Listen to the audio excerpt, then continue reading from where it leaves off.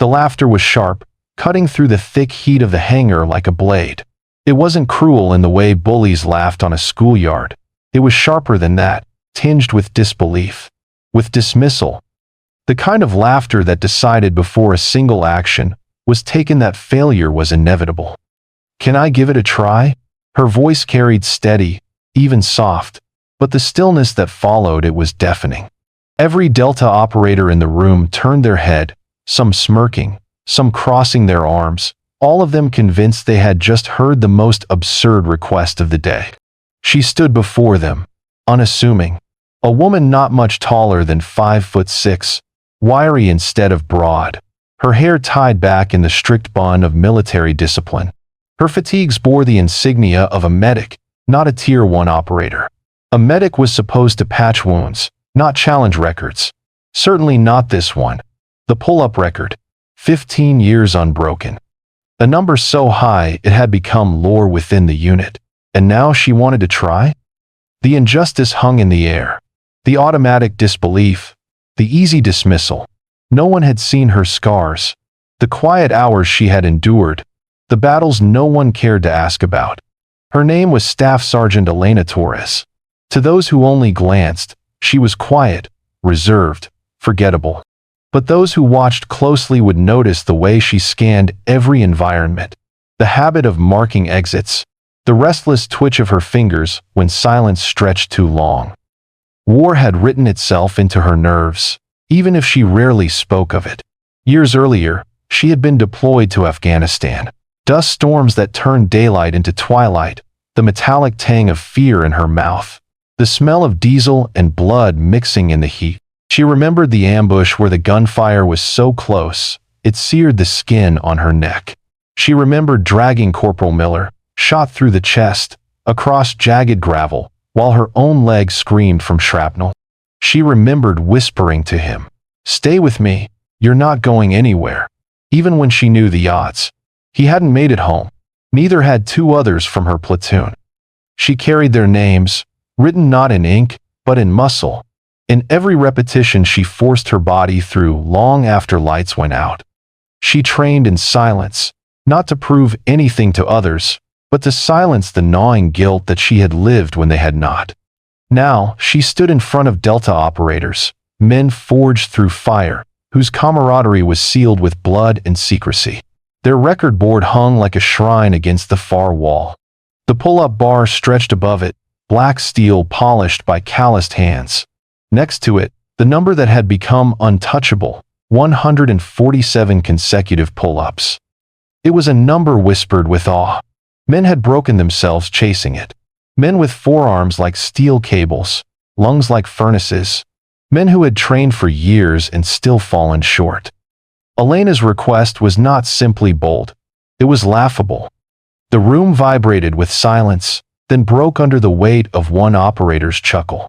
Another joined, then another, until the hangar seemed to rumble with collective amusement.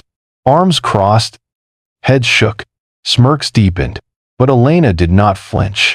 She stepped forward, calm, unshaken, her silence louder than their laughter. "Can I give it a try?"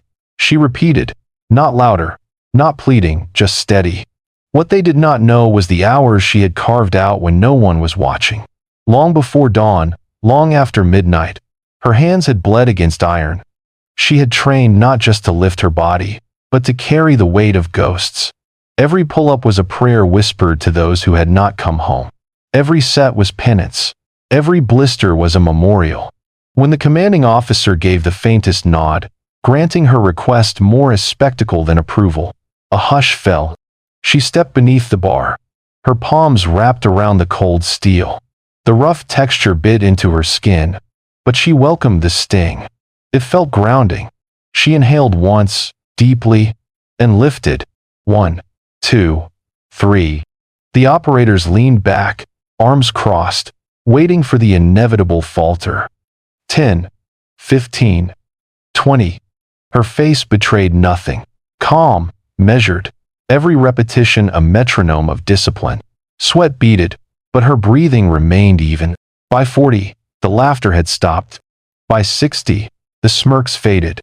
By 80, The silence was heavy, reverent, as if the room itself was holding its breath. Her muscles trembled, but her eyes were unwavering. She saw not the bar, not the crowd, but the desert nights, the wounded screaming, the weight of comrades she had once lifted through fire. This was not iron she was pulling against, this was the universe itself, daring her to give in. Pain, she thought, is nothing but proof that I'm still alive. And being alive means I keep going. 95, 100, 110. The operators who had once laughed were now standing without realizing they had moved. One whispered, almost reverently, "She's not stopping." At 130, her arms shook violently, her grip raw, but her eyes burned with something unbreakable. At 146, every nerve screamed betrayal. The bar dug into her palms as if it wanted her to quit.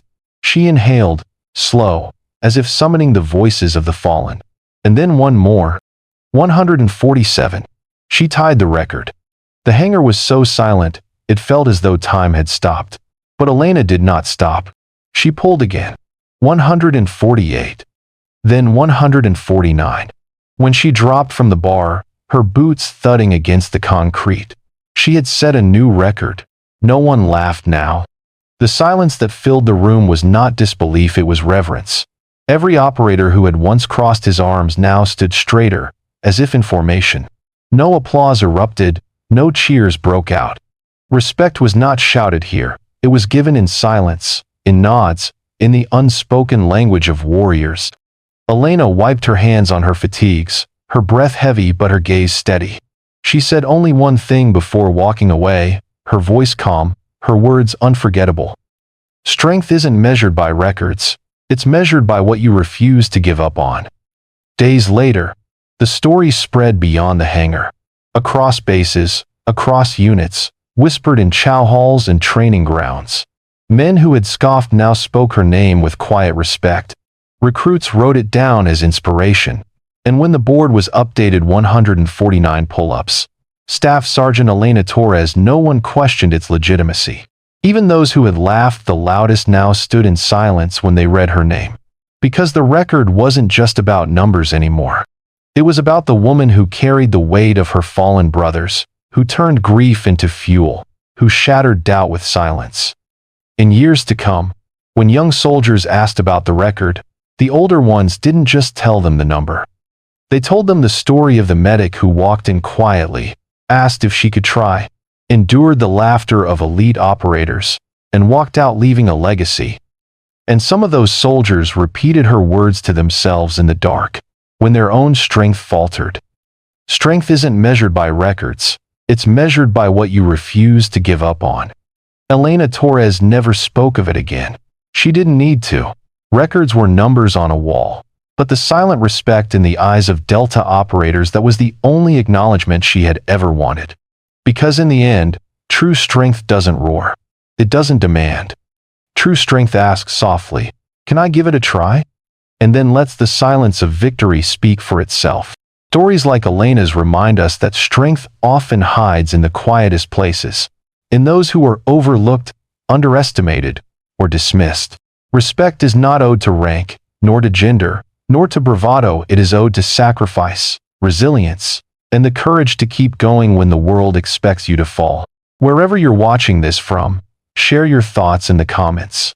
What does true strength mean to you? And if stories like this inspire you, subscribe for more tales that honor the silent heroes among us.